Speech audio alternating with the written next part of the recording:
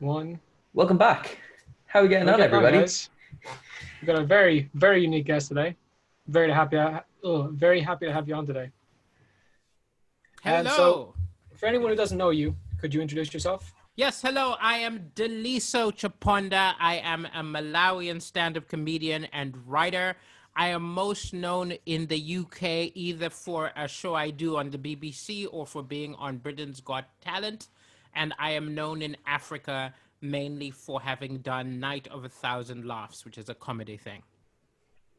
Well, thank you That for getting sounds like on fun. today, Daliso. We're big Good, fans of you. good. Thank you. I Glad you're remember fans. watching you on Britain's Got Talent when I was a bit younger, and I just remember this guy's fucking hilarious. Like Yeah. to this day, I still think you're the funniest person to ever go on BGT. Thank you so much. One of the coolest things about it, which I didn't realize when I did it, is that people are constantly discovering it because of the YouTube algorithms. So every week I get people who've just watched it saying, "Oh, I watched it. It was really funny." And I'm just like, "Oh, I thought it only exists within that year." But no, it's constantly going to be recommended to people who like comedy or like BGT. So it's lovely. It's been lovely. Yeah. Yeah, That's one great thing with YouTube. We found a couple people because of their old stuff on YouTube anyway. So, Yeah, also, like, great I tool. today watched a reaction video, which was a bunch of 14-year-olds discovering Lauryn Hill singing Killing Me Softly, right? And losing their minds. And I love the fact that young people can discover that which I watched when I was 14 and be like, wow, this is amazing. So I do like that my comedy is now just in the ether. Yeah. So, with all people, there's a story behind you and how you're got to be the person you are. Could you tell us a little bit about how you got started in comedy? Well, I always wanted to be an author. So from around the age 11, I was writing short stories and I thought I was going to be like an Isaac Asimov or like a J.R.R. Tolkien. I was going to write all this sci-fi and fantasy, but I frequently was funny, right? Funny was always my gift. So even though I'd never seen stand-up, my stories always used to have a lot of humor in it. And because people responded well to it, I started doing it more and more. I wrote funny plays, but I'd never seen stand-up.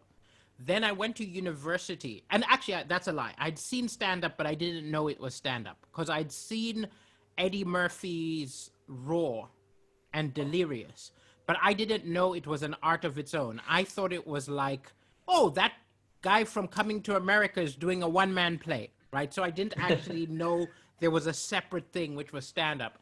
And then I went to university and I was in Canada where there's Just for Laughs, there was, which is like a festival, and there was like just an open mic, and I went to see it, and it blew my mind. It's so funny too, because in retrospect, the act who did it was what would now be called like a hack act. He was he wasn't very original. He was doing, people accuse him of stealing gags, but I had never seen comedy. So Amy this Schumer. was the greatest thing I had ever seen.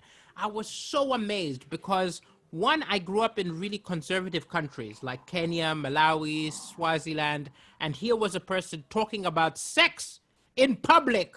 No problem. Ah, And then the other thing is like I love short stories and stuff, but it's not immediate. I'll write a short story now. In 6 months, I might get an email from someone who wrote it or who read it and said they like it.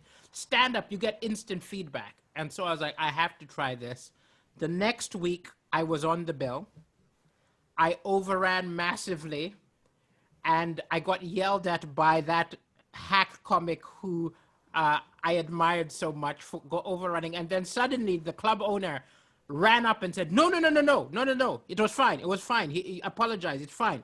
And at the time, I thought, wow, I must be some genius that the club owner is saying that it's fine that I overran and I should come back next week. And it's only later I realized because I was a student, I had brought like almost the entire audience with me. I brought all of my, university residence friends. So him as a businessman was like, don't yell at the guy who's come with 30 people when we would have an audience of 5 without them. So for the next little while, I kept being on the bill just because I could bring a lot of people. And then I remember the first time I didn't bring a lot of people realizing, oh, I'm not a genius. But yeah, no, I loved it. And once I started, I couldn't stop. It was the best artistic feeling I'd had. It was very ego. I mean, I still wanted to be an author first, but at the time, it was the most fun I'd had. And are you an author at the moment? I Well, couldn't find that if interestingly, that's the I case. still write lots of short stories, but now COVID has driven me back to my author roots. Yeah. So once stand-up started being where I make my money, it was very hard to justify all the time and research it takes to write a novel when I can write jokes, I can shape one-man shows, which will have an audience, right? But now that I'm not really allowed to perform, I've gone back into the typing fiction and stuff like that. Yeah. Yeah, that's fun to do. Yeah. Yeah. I asked you about at the start before you were live about your younger days. You had a very unique upbringing, and Yes. it started because I asked you about your accent. It's very unique, by the Yes, way. my accent is lost because I love it. When I was born, we were refugees, economic refugees, and sort of political refugees to a set in that Malawi had a dictator in power, Kamuzu Banda, who was what you call a benevolent dictator in that he meant well for the country, but he did not take well to criticism. He did not like the idea of other parties and anybody doing that. And my father was political and his brother criticized the government. So they both ran away to Zambia. And early in my life, we were bouncing from country to country. And then my dad joined the UN and then we were bouncing around for that. So for a number of reasons, all of my life, I was never in a country for more than 2 years. I was here, there. And my accent is an amalgamation and my values are an amalgamation. And my sense of humor is a mix. Again, so I think I'm a Frankenstein beast with lots of different cultures. Yeah. You ever been here? Ever been to Ireland? Yes. So before Britain's Got Talent, I come a few times to do, I believe, in Dublin, Laughter Lounge, I think it was called. Thomas, can you pull that up? Say that again. I'm asking Thomas if he can look it up. Yes, no, Laughter Lounge is like just a comedy venue. And then also I'd been to Cork in a very funny situation because I had a Canadian friend who had decided to find her roots because she thought she had Irish roots. And so she flew over and I went with her because I wanted to sleep with her. And we went running around Cork looking for Burks. That was my past visits. And then post BGT, I've toured, and I did Belfast, I did Dublin, touring my comedy. Yeah. Wow. I have to ask. You said like supposedly they'd Irish roots. Did they check beforehand? Well, no. Look, they did have, but it was that she wanted to find some long-lost relative. Do you know what I mean? Like, so yes, so definitely her family tree had Irish roots, but finding them is a whole other story. And what shocked me is there's a whole industry around it. How about use Facebook? Yeah, but it was more exciting and fun. It's that kind of like, it was a whole trip. It was an excuse to go on a trip. And it was actually a lot of fun. And she didn't meet another Burke, but she got they have key rings which have your name and things she got things like that. And she felt very close to home or something. So I won't knock it. Because I grew up with no question mark to my history. I don't ever fully understand those who feel there's something missing, but I understand the wanting to get in touch with your ancestry, which is a mystery. Have you ever pursued that? I've done jokes about it. I did an episode on identity on my radio show. And I talked about Americans, Black Americans who dream of Africa and similar sort of thing. People who dream of where their parents came from, and then they go back there, and it's not what they expected at all. Yeah, I can't really speak on that, but I can speak about it from the Irish perspective.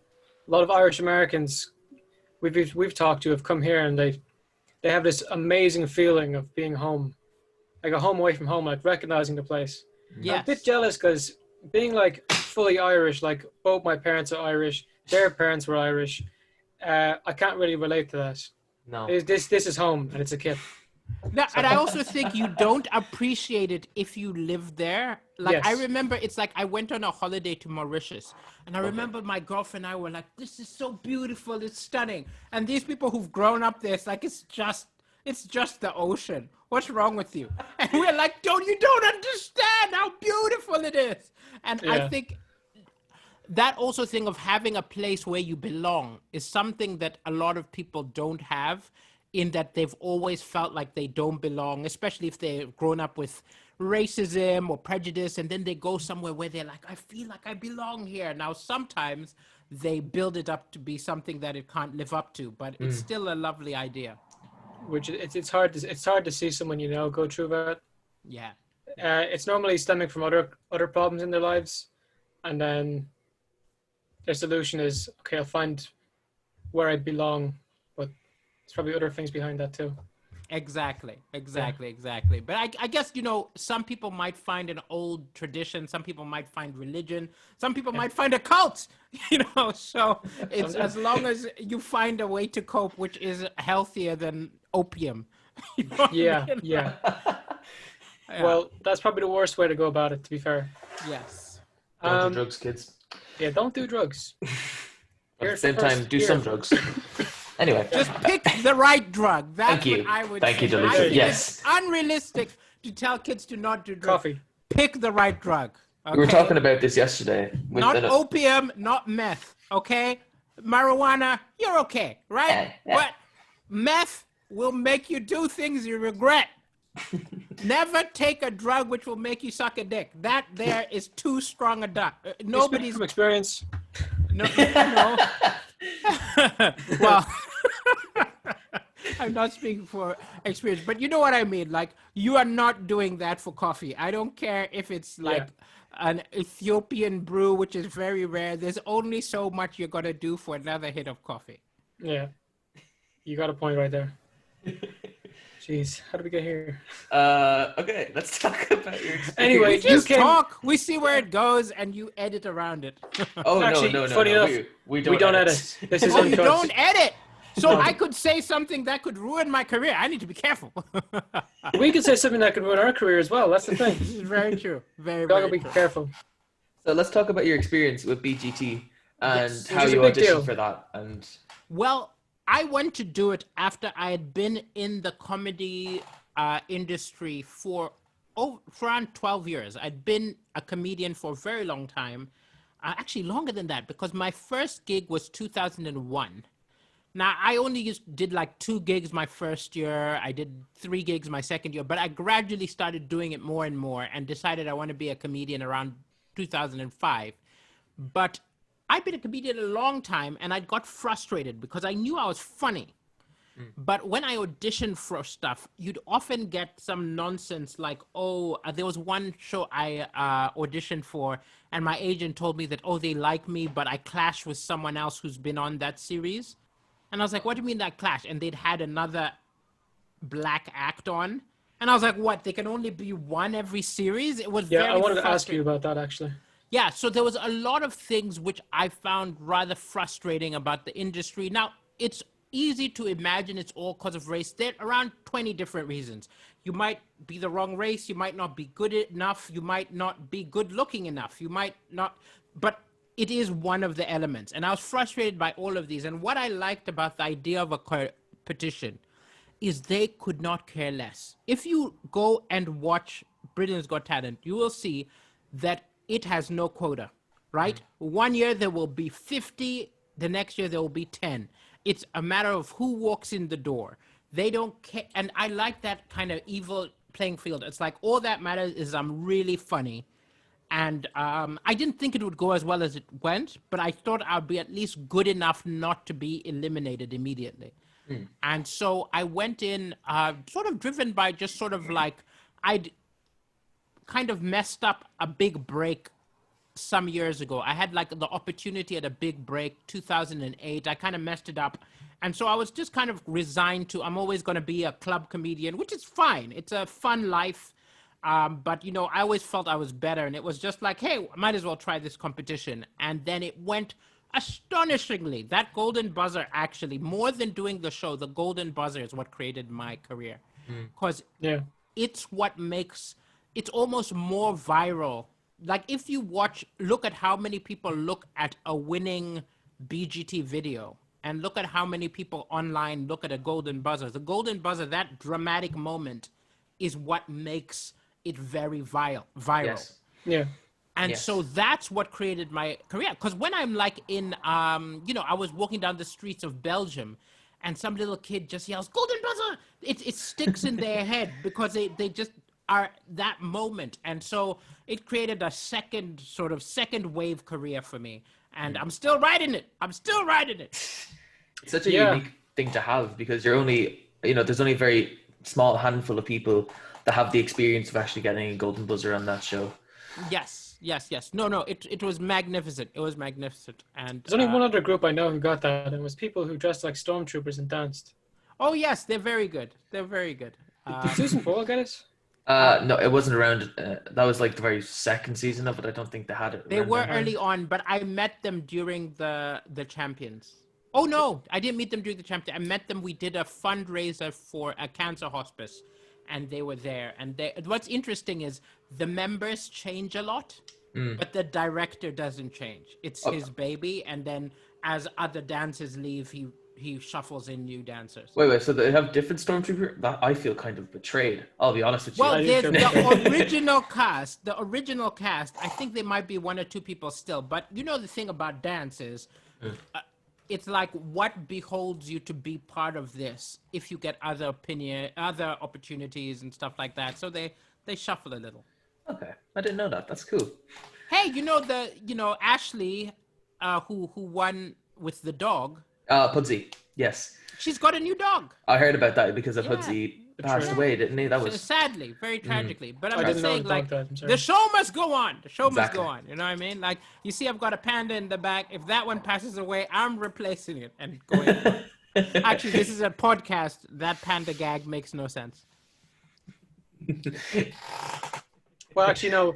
We get more views on YouTube, so everyone just seeing what you did, so it's okay. Oh, okay. Yeah. Kind of like a YouTube podcast. There's a visual and audio version. Yes. Have you done any, like, I know other comedians who've done shows over Zoom and stuff. Have you done anything like that? Lots of them. I've done an absurd amount of stuff since lockdown, I've been doing, every day I've been streaming a show, which is my CoronaCast comedy show. And then I've also done like a bunch of Zoom shows. I do them for companies. So like, let's say a company at lunchtime, they have me drop into their Zoom and tell jokes for a fee. I've also done like Jason Manford's Zoom show. I've done Sarah Millican's Zoom show. There's a lot of Zoom shows going around because there's at least a crowd. There's at least some laughter. And then I did the news quiz yesterday, and it had a Zoom audience. So Zoom is really how comedy is temporarily. It's given comedians, I think, to get more kind of tech savvy, so that if this ever happens again, at least you have the backup. At least you've got but I'll tell you what's interesting. Being tech savvy is one thing, but being good at promoting yourself online is a whole different skill, which is tough for comics to learn. We had comedian Paul Roseberry on for 100 episode, and after that show, I had to go on a second call with him to help him set up his YouTube. Yeah. Because he'd been posting for 6 months or something, but he never realized you had to use tags in YouTube. Oh no! So he got 0 views, and it was heartbreaking every time. That's so heartbreaking. Yeah. Yeah. So it's things like that which are really frustrating, and it's even just things like how you title it, having an image, all these things which make the algorithm work. Which if you're like 50 and you're just funny, you have no idea. And it's actually also it's an interesting time in the in the comedy sort of arc in that there are some brilliant acts who aren't doing very well on social media, who are some of the funniest people on the planet.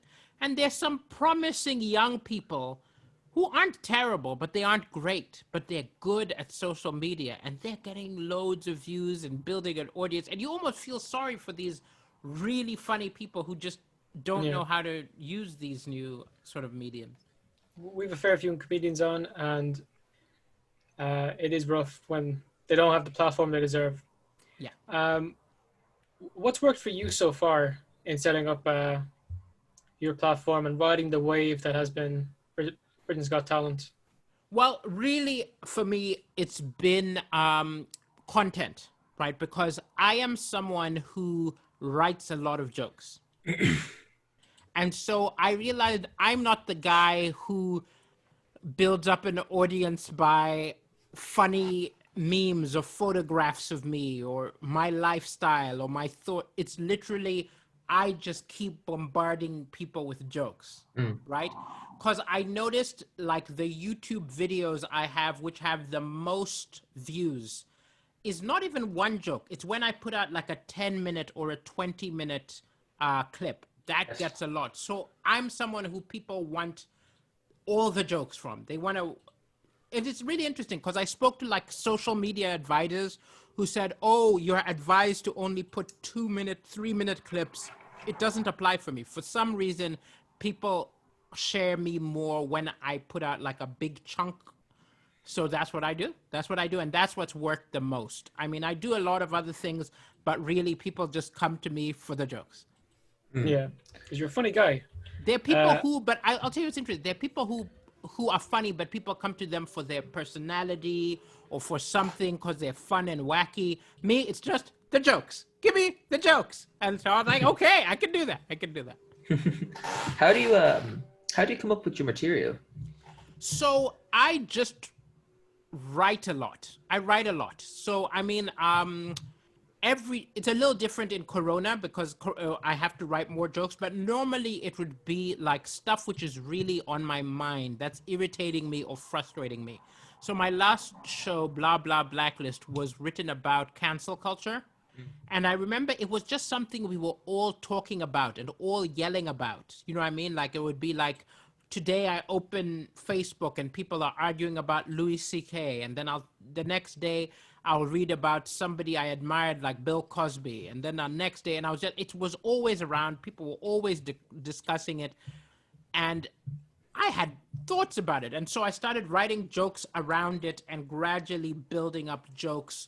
And what I always do is I'll write, let's say, this is normal life, not Corona life, right? I will write maybe 10 new jokes. And then on my show, I will try 5 of them mixed in with jokes that are tried and true and work. Yeah. And then the ones and then it's just an evolutionary process where the good ones stay and the bad ones go. And I just continuously do that until I've got a new 90 minutes. And that's the new show. And then I'll tour that for a while and then repeat that. That's sort of what I do right now. But it's really just writing everything that makes me amused, but also reading a lot. So I read a lot of newspaper. I listen to a lot of history programs because that always gives you a lot of comedy, that sort of thing. Yeah. Some people say that at the moment it's pretty hard to be a comedian. Everything's super political, and a lot of what you say will be used against you at some point. How have you dealt with that so far?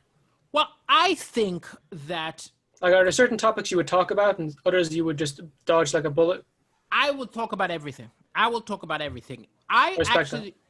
also think it's overstated how powerful outrage is, right? Because people are like, oh, you can't say anything anymore. And I'm like, what is the #1 theater blockbuster of the last 5 years? The Book of Mormon, who offends everybody, right? It's the most offensive thing I've ever seen.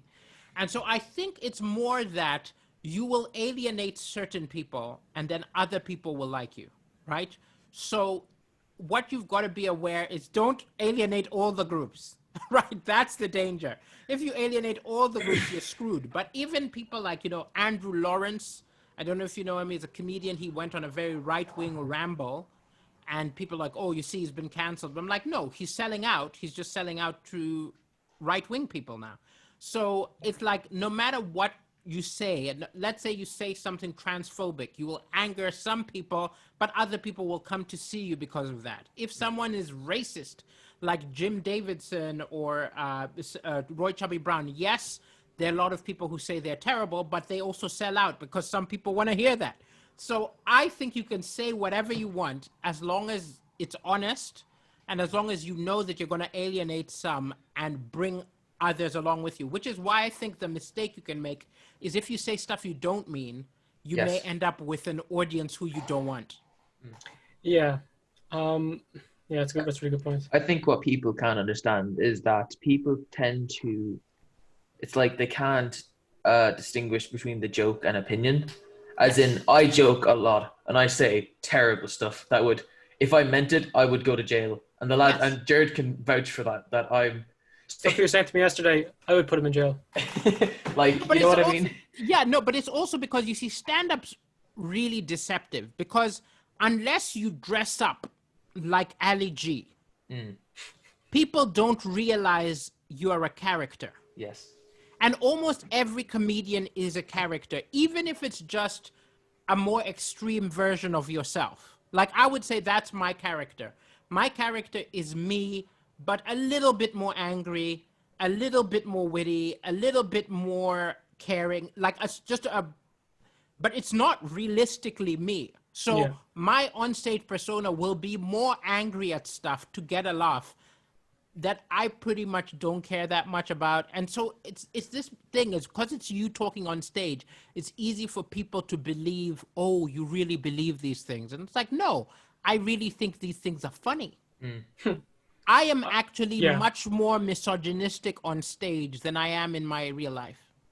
That's one example, right? My Daliso character complains about his girlfriend all the time. Yes. On stage. Me in life, I'm my girlfriend's bitch. I'm not complaining. You know what I mean? Like, it's that thing where I will be a version. And also, I will say that the Daliso, me in real life is pretty pragmatic. And I'm very much more like, how do we make things work? While my Daliso on stage is a bit more idealistic and can rail against racism and stuff. While in real life, I'd be more like, look, racism is here. How do we work around it? Yeah, that's very relevant at the moment. I'd love to live in a world where it just wasn't there. Yeah, but there'll be something else, man. Might be eye color or something. Yeah, if they stop caring about the color of your skin, they'll care about the color of your eyes or something. Yeah, because if you look back, 400 years, it was much more religious. That was all of the, it was about what religious group are you, what religion, and that was huge. And now, not all over the world, but for example, in the UK, it's much more secular. So that's not the issue. But then they find something else to beat themselves off the head.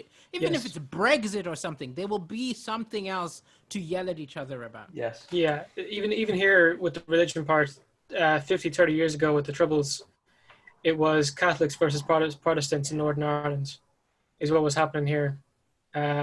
Thankfully, it's all died down, but it's still kind of there. And that's the other thing is I almost feel like none of these things ever go. They just go on the bench. Yeah. Right? So you're like, okay, religious prejudice is on the bench while we yell at each other about race. And all it takes is one incident or thing and they'll switch back. Oh, yeah. All of these things just kind of go into hibernation. And it's weird. I hate saying you're right, but you're right. But when I was a kid, it was all about the Cold War, Russia is evil, all that stuff. And then it stopped for a while, right? And then now I hear that rhetoric coming back. Russia, China, Trump's trying to bring back that old 80s fear of the Great Red Menace. It's cyclical. I mean... Well, China's the most powerful country in the world right now. They are. The United States was for how long? They were the most powerful country for over 100 years. And yes, and last year, I actually feel it's more about, they're like, we miss our spot. Yeah. 'Cause- But they took the spot from England, so they gotta understand. There's always gonna be a new big dog in town. Oh yeah. always, yeah. No. And let's hope they don't have bigger sticks Yeah. and nukes. Yes. Isn't there like enough nukes? There's too many nukes. That's a thing, isn't it? Like No, there are so many nukes, and then also I just don't understand. You know, all the people who are self-righteous about countries not having nukes, they've got nukes. yeah, no, you're right. like Like we've none. we have none. Ireland know- hasn't got any. I don't think so. No. I know the UK has some. We don't have they? an army. Yeah, we don't have an army. We We don't have have a defense guns. force. Our police don't have guns. Like It's one of those ones where I'm like, that must mean it's a good place to live. oh, you're wrong. Wrong. Oh, really? Yeah. Wrong. We Property get made fun prices of. insane. You're not allowed hunt. You can barely fish. If you want to like be self-sufficient, you can't do it here. If you want to Really? rent a house in Dublin, you better be a fucking millionaire. Oh, that I know. I'll tell you a funny One reason of the why most I know that. expensive cities in Oh, Europe. I'll tell you why I know about the Dublin thing, which is very funny. So my girlfriend is from South Africa, Oh right? wow, oh, that's good. And so I was like, okay, let her come visit me here for 6 months. And she didn't get the visa. And I was very frustrated. But then we found out that you can go to Dublin. If you are South African, you can go to Dublin with no visa. And we're like, oh, that's the solution. I'll just get you a place in Dublin for 6 months. You'll visit, and every now and then I'll visit you. I looked at the prices. I was like, fuck that. It's so expensive. Yeah. I bet you were going to say that after, like, oh, Lord. Oh, my God, it's so expensive. I Yeah, didn't it's kinda crazy. know. I didn't know. It's like- ridiculous. yeah. Oh. It is Even out in the country, out in the sticks, you know, there's some places in Ireland, and they'd be considered towns, but all they have is like 2 housing estates, a school, and a pub, and that's a town. You're looking at houses there, and they'd be costing an arm, a leg, and a bollock. They'd be costing so much for what they are. Yeah, I love that phrase, an arm, a leg, and a bollock. Brilliant. I came up with that on the spot. Yes. No. But Yeah. no, it is absurd. It is absurd. So, yeah. no, it's ridiculous. It's something special here. And then you look at like somewhere like Spain. You can buy a house you can buy a house for under 50K, and it's so much better. It is. It is. It's. Oh, and I'll tell you the problem is like go to Malawi, you can probably buy one for 20K. You know what I mean? The thing Yeah. is, but that's actually a frustrating thing about Malawi is that if you've got pounds, for example, Yes. you can go to Malawi and buy a paradise, but locals can never because Yeah. they're paid. It's horrible. You know, Oh. like the average person lives on like what $4 a day, so it's. What currency do they live in? I'm What not currency? an. Oh, it's kwacha. I'm not Kwacha. an economist, but I've always wondered about exchange rates because they seem to me to make the world really unfair. But I don't. You know, I'm sure there's a reason why they must exist. But I'm always like, why is your money worth more than ours? Yeah. I'm always Wow. fascinated by, and a lot of people in Ireland don't like it. I don't really agree with those people at all. When people who aren't from Ireland come to Ireland and they work for a year and they go back to their own country and they basically live like millionaires when they get back. Oh, oops. That is oops. so smart. I would do Yes. that if I could. Okay. Anyway, well, I'll do. Let me just. My agent is calling, so I'll just say I'll ring you in 20 minutes. That's perfect. okay. Yeah. I'm just looking here now. £1 is 25 kwacha. Like Yeah. that, and just sorry, just like bring me into Malawi now. How much would your average kind of? No, but it's not only that. It's not only the exchange rate. It's that you can do more with £10. You can do more with 250 kwacha than you can with £10. Do you know what I mean? Like because Yeah. everything is so cheap. Labor is so cheap. Food is so cheap. So it's like you honestly can go there and live like a king. There's so many people who retire there, have like a maid and a cook, and live in a giant place with a pool, who would be middle class in the UK. I always say there's an exchange rate in class, in that if you are middle class in the UK, you are like what, posh. You're like high class in an African country. Whatever you are, you go up on. Yeah.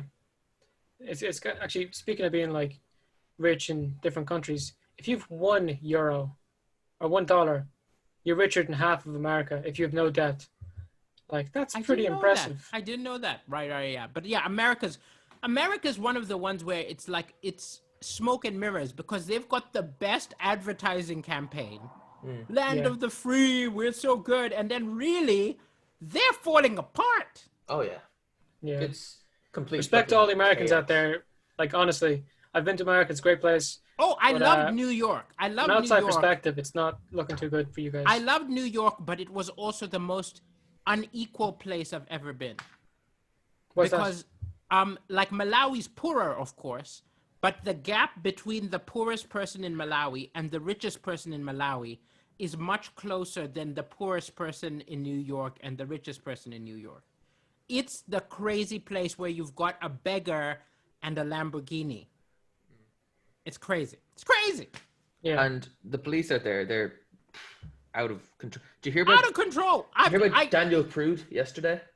No, look. There's always another one. I've kind of given up on looking. I know it's bad. No. I was watching them, and it's so depressing because. Oh, it is. Yeah, it's I'll horrible. tell you what's the thing is that it was almost like a fake revolution, because after George Floyd, there was all this sort of, movements around the world, and people were like, yeah, maybe things are changing. And then the weeks go by, and there's another one, and another one, and another one, and there's like people It like even seems like Trump there was saying more. there's nothing wrong. And you're just like, oh, there's not going to be change. Yeah, I mean this now. I've seen. Don't leave it to the so government to make change. Leave it to the people. Yeah. Oh yeah, no, Trump couldn't give a fuck. I mean, like he couldn't. I saw something yesterday. It was like he was standing in front of all this rubble, and and he tweeted out, and it's like, oh, this is what's going to happen if Biden is elected. And it's like, no, but you're in power. You're in power now. You know what can't I mean? whine like you're not in power when you're in power. But the difference was that was a place that like is on Biden's side. Like they were Democrat area. It was like it wasn't him who posted it. It was someone else making a meme like Was it? Trump visiting Biden's America. And then the other thing which I find fascinating is that thing of portraying themselves as the underdog when they're in power. It's the thing of like, oh, the mainstream media. I'm like, you are the winner. If You're you're the president of the United mainstream. States, you're the most powerful person in the world. The Do most not be the underdog. the most watched channel in America is Fox News. Is it? Oh, So they are God. not the underdog. Oh, that is so scary to think about, isn't it? Yeah. Wow. So I mean, like, just turn on the BBC. They're fucking great crack there. You ever see RTE? There's lads talking about sandwiches in the doll. I'll tell you what I always find. Oh dear, is that yours? That's not ours. That's Oh, not this, mine. my agent's really serious. It's definitely something important.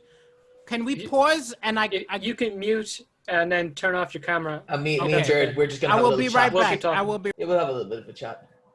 So, Jared, Okay, you heard about the perfect. new agricultural minister? Oh, it's a new one every day, isn't it? Man, how long? We'll take bets now. How long do you think he'll last? 2 days.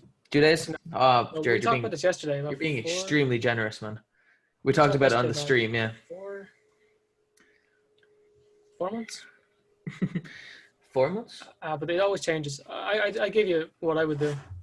What would you do? The permaculture and Oh yeah, you community want to garden do that things. thing in eating dairy, don't you? I'd love to do it. I'd love Talk- to. Go on, That's a story for a different day. talk about it a little bit. Well, I'd love to go to like loads of business owners in Eden there and say, okay, well, how much money would you give to it if you had to give it in single figures? So like nothing over a tenner. From every business owner in the place, and if the county council was okay with it, do you know how much like seeds and stuff you could get? You could set the place up properly.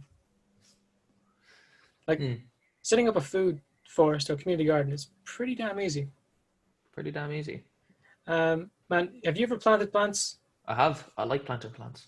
My girlfriend made a little strawberry patch, and it's huge now. Yeah? And it's gotten too big nearly, and like just something like that upscaled would be amazing. I have a little thing of strawberries in my garden as well. But They're I'm thinking handy. like, where could you put it though? Where could you put it? Let's think now for a second. Eating dairy. I It's owned by the guess county council. It would have to be owned by them. you can make like the town hall is very kind of. No, Yeah, I'm but messing. you're I'm messing. Maybe. basically thinking of a field area. It's I'm thinking unused. the one beside Tesco. There's a field there beside it, isn't there? Beside Tesco, yeah, probably, a farmer probably owns. That's a problem. That's the thing. We just buy them out of it, you know. But also, there's a patch in my estate, and I don't think anyone actually owns it. Mm? It's the kind of thing. If you got a bunch of people in the estate to agree to it, you could do it. Okay. It might be something I look into. Oh, that'd be pretty cool, man. I'd love to do it.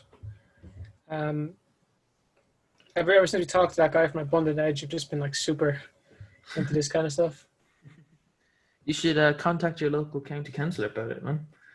Give it a go. Why not? Yeah. The Worst I awfully, can say is no. awfully Irish. What? I wouldn't put Awfully Irish in there. Oh yeah, you would. Come on. The awfully Irish. What do you want to call it? Garden centre? No. Actually, to be honest, if we did that thing of like asking all the businesses how much they put towards it, well, I couldn't do it if it was in the estate. But if we did, if we gave a fiver between us, we could put our one up there too. Yeah. I mean, technically we're a business. Well, We're not a good one, but hey. Not a good one. We're in a constant deficit, but that's okay. Constant deficit. It is ever increasing. Oh, Daliso said he'll be back in 2 minutes. That's awesome. Don't worry Thomas, about it. what about you? What about me? If you could do something, if you were the Ag Minister, what would you do? Oh, well, thanks for asking. Discussing a TV thing. Well, did you say cursing on TV?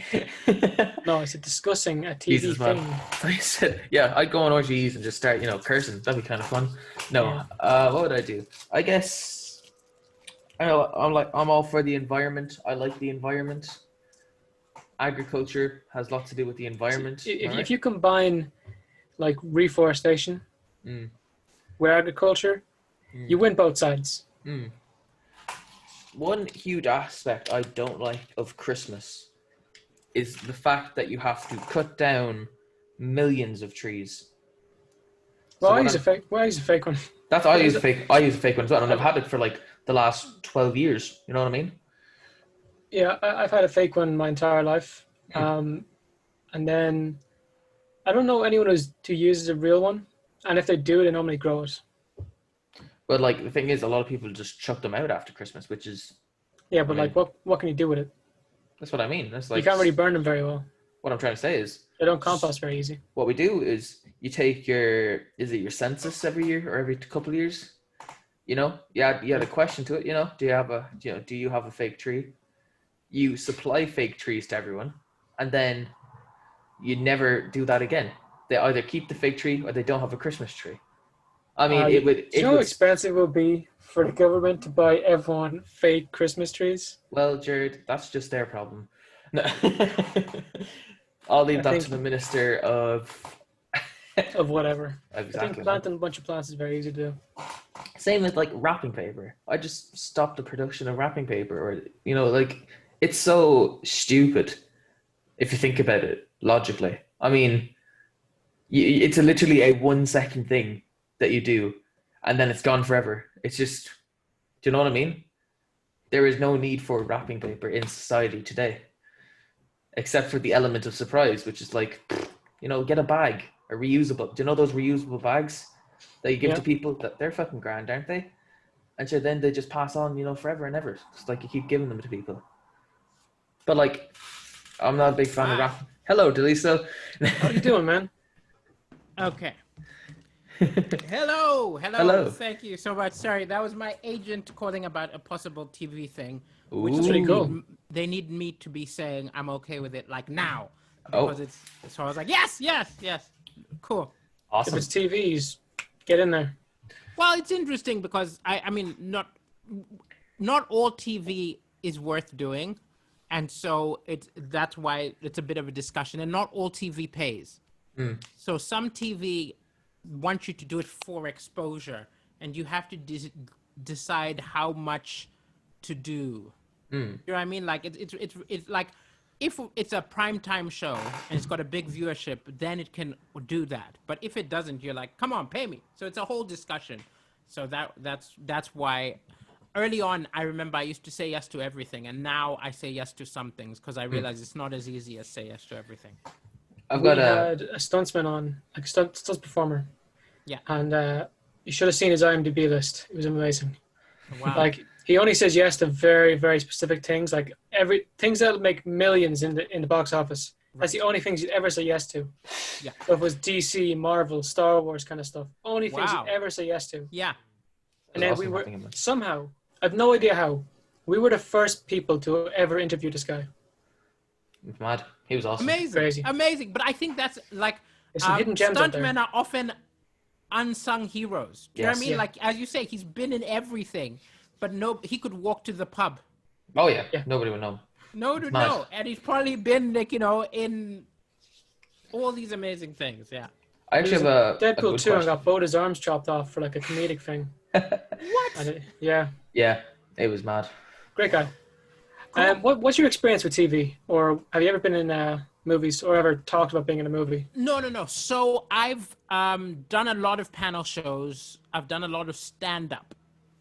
In terms of being an actor in a story, I've put on radio plays which I wrote myself, That's impressive. right? So I've had 2 radio plays and stuff like that, and I've written scripts which haven't yet gone. So far, I'm in that point in my career where radio loves me, television isn't sure. And so I'm trying to do well enough in radio consistently that TV and movies, which are where the money's at, start making more of a risk on me. So Yeah. Yeah. But you bear in mind, like, if you're trying to move into TV, you don't want to give up on the radio if they love you Oh, no, I already. don't, because the reason I would never give up on radio is that it's instant. So I'll tell you what I mean is, like, I came up with an idea. I pitched it to the radio, and 3 months later, it's on the radio, right? wow. If you come up with an idea, pitch it to TV, unless you are literally, Lee Evans, it's going to be in 2 years, it might be on. And that sort of long delay, long production, long kind of thing is so frustrating. While radio, they're like, yeah, just do it. You know what I mean? Because there's so much less risk involved in the radio. And also the budgets are smaller, because if I write a sitcom where I am on the moon, just pressing a few buttons and introducing a few sounds, we are now on the moon. Jesus. I'll give you an example, tangible example. My radio show probably costs, okay, I don't know necessarily, but it's probably like 10 grand or something, costs paying everybody and so on and so forth. We pitched a show to television, which came very close to being made, but the budget the producer was asking for 6 episodes was £3 million. And because it costs so I think much my money, face said everything there. yeah, because it costs so much money is why they are only going to take the risk if you are Ricky Gervais or something like that. Because they're like, imagine we risk on this Daliso clown and nobody tunes in, and we just threw away £3 million. So it is, Yeah. you have to almost become big enough that it's worth the risk. Yeah, and Yeah. you're pretty damn big. In all fairness, you have 32.8 thousand subscribers. I didn't even know this. Would How? you? You use the channel. No, I use the channel, but I don't. So very good advice I was given by a friend of mine who's got an even bigger following, called Sugar Sammy. He was like, don't look at the analytics. Don't try to analyze why on one day you get 5,000 viewers, the next day you get 50 viewers. Just keep producing good stuff. We've let been the opposite. And then just let it be out there, because you don't know, something will cause the spike. Do you know what I mean? Like, you will do a thing. It's things like, let's say you do a comedy bit. Like, I've got a comedy thing about QAnon, right? Let's say in 6 months, some big QAnon thing happens in the news.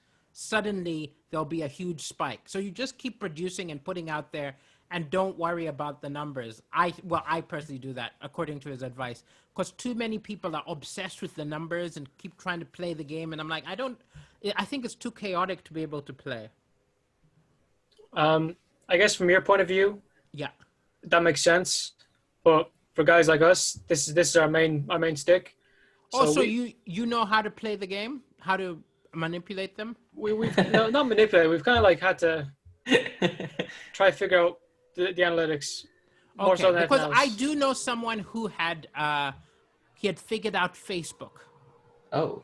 Right, he had figured out, and then he Okay. said that the algorithms he thinks changed because for around a year and a half he had figured out exactly how to play the Facebook thing that you get shared the most, that you get all the things, and then I he had that said with Instagram once. oh, right, exactly. So you figure them out, and maybe they change them periodically. So yeah, no, I fully understand. There are ways to game the system, but I don't have that knowledge. Yeah. Would you ever do I'm a Celebrity? Just out of interest. I said no, and then I found out how much they paid my friend Shapi Korsandi, and I said I probably would. So this is the whole thing. Is At least you're honest. No. I think all things being equal, I would usually say no, but they often will have a financial way to change your mind if they really, really want you. I get that. And they'd wanted her a lot. So the third year they wanted her, they offered such an absurd amount. She was like, okay, I'll do it. Yeah, absurd money. Just fucking fling it my way, please. Yeah. Shout out to all those companies out there. I think most things we would say no to, there is usually a number which you would do it for. Now, there are some examples which you would probably not do for any amount of money. But just being on a reality show is not one of them. Well, There's no moral imperative there. So they could. Here's a good question for you. Yeah. What's your number for you to stop doing comedy? What would make you? Oh, to stop doing comedy, there is no number. There is no number. That's one of the Absolutely ones. not. It's your passion. Well, oh no. I could stop doing comedy and just write novels, or I could, but to stop creating, to stop being creative, there's no number because it keeps like me that answer. sane. It keeps me sane. Like somebody was talking about, during the coronavirus, you've been so productive because I've done like 126 episodes of my like Corona cast. Well, Like you've been productive. I'm like, no, you don't understand. It's not that I'm this productive person. It's that doing it has kept me sane. Same with this. Actually, it's funny. You said how many episodes you had there because you're the first person who's ever beaten us. Right. You bet us by about 10 episodes. Oh, you'll catch me. You'll catch me because as soon as Corona is over, I'm back to normal. Just I'll probably do one a month. we don't know now because we're going to college. We might be going to college just sometime this month. Yes. Yeah, I think we start at the end of this month. But I have every intention of interviewing everyone I can still while being in college. If the guys are there, even better. In fact, I would even think that while at college, you might even have access to some really interesting people. Yes. Because I will look back at college days as being surrounded by the most intelligent people I've ever been surrounded by. And you take it for granted. Like, college conversations are about everything. Now it's like, oh, did you watch the match? And I'm like, we used to discuss ideas, damn it. Yeah, even now I do that with the lads. We get onto a stream and we start talking like all kinds of really in-depth stuff. Yeah. And I mean, for example, now, just one we like talking about a lot is it's this competition between the sun and like a trillion lions, and there's so much more to it than you think. The Sun. Yeah, the Sun newspaper. No, the sun. The sun in the sky. Yeah. And a trillion what? Lions. Lines. Yeah. Who would win the fight? Because, hypothetically now... The sun would win, of course. No, whoa, Daliso. I'm going to have to stop you right there. Because it's a competition. Now, if it were a chess competition, I don't think the sun could beat a lion in a chess competition. I'm just saying. Were you high? Is this a weed conversation? No. If it's a battle of wit, well, I don't think the sun is conscious of having it is thoughts. fun. It is fun to play those games. It is fun to play those games. The battle games. Yeah. Yeah. Oh, the one we often used to have is like, a panda versus a lion. Who's gonna win? All that sort of stuff. It's just like conversation starters. Oh, That's a you have me thinking already. yeah, you have me thinking now. I'm pretty sure Panda would get mauled, but Yeah. Pandas are big. Pandas You know what I are mean? Like big, though. pandas are like grizzlies. It's all very interesting, but it's like, the actual truth is it probably depends on the terrain, depends on the day, depends on which lion. Yeah, it depends. Is it during the day? Is it during the night? Is it in Siberia? Is it in Morocco? Yeah, is it cold? Yeah. But yeah, it's all very interesting. And again, this is all very good stuff for writing. Do you know what I mean? Like, Yeah. even bizarre conversations, if you think about them and you play with them, you end up sometimes with a great routine or a great story. You do. I wanted to ask you. I like some proper questions, but we've kind of gone everywhere today. Yeah, ask away. Ask away. You're great fun to talk to. So, like, what's next for you? Like, what are your plans with your career? The main thing is I just want to get to the point that I'm almost there. That I can live off my fans. Now, what I mean by that is there's a certain threshold you reach, like someone like Richard Herring has reached, right? Where you don't have to be like McIntyre famous. When you've got enough of your fans, like Sophie Hagen has this, a lot of people have this, that you can just tour, write books, or whatever you do, and your fans are enough to pay your bills. That to me is the total artistic freedom. Yeah. Because you don't need to be begging television stations. You don't need to be auditioning. You are just performing for your fans. And then occasionally people will hire you to do TV because they want your fans. It's a very different power dynamic, which is when I think you get true freedom. Like someone like Richard Herring only does what he wants because he's got his diehard followers who will pay his bills no matter what. And that's what I'm trying to get to. So I once I've developed that, then the aim will be trying to do like one new comedy special every 2 years and one new book every 2 years, alternating. That would be a dream. Yeah, makes sense. Well, I'm looking forward to it because, obviously we have to know something about you to interview you. Yes. So my last 3 days has been watching like different things you've done and like searching like your website and checking other things you've done. And it's always fun because I don't think you would realize, like, personally, how much someone can find out about you or understand you from the things you've done. You are right though, because you use so much of your life. So much of your life. It's one of those things where I think about, when they're like, blackmailing people with a secret. I don't know if you could blackmail a comic because I'm like, we use every secret at some point because we've got a deadline tomorrow. And what can we write about? Oh, that time when you accidentally made someone pregnant. There you go. You use everything. You legitimately use everything. And you are entirely right. I think if someone spent 10 hours watching my videos, they know me. Like they've known me for years because I mention everything. Is that weird for you if you meet a fan?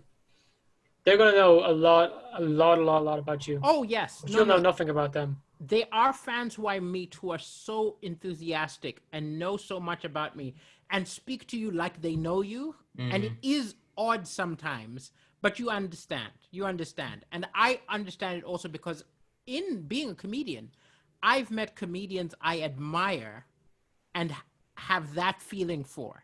And so I fully understand how someone would be like that. What was I going to say? Who has been like the biggest comedian or actor, like celebrity, who's recognized you? Or who's recognized me? Probably Lenny Henry. Because I saw Lenny Henry. So it wasn't that he recognized me. It was that I saw him. I was like, hey, I'm a big fan. And I started introducing myself. And he says, I know you, Daliso. And that was amazing. I was like, he knows me. That was so cool. He's probably, like, they're famous comics I know, like Sarah Millican and Jason Manfred. But I know them through the circuit. He was just someone who was sitting at a table and I approached him, and I was so surprised he knew who I was. That was amazing. Must have been a great feeling. It was great. It was absolutely great. And yeah. Oh, the other thing which is interesting is cause of BGT, crazy ass people know you, right? Pamela Anderson knew me. That's probably the most famous person, actually globally famous. We did Good Morning Britain together. Well, it was Good Evening Britain. And Really? when I went to introduce her, she knew me. Now, she probably had researched the people who were on the show with her, but I don't care.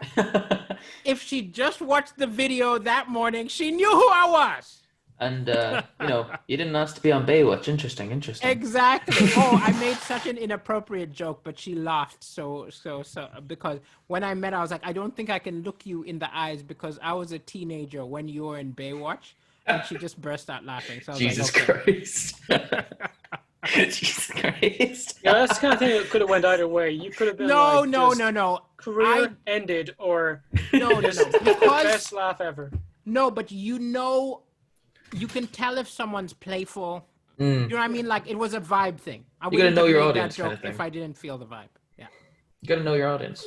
Yes. That's the whole thing about comedy, isn't it? Know your audience. You give them what they want.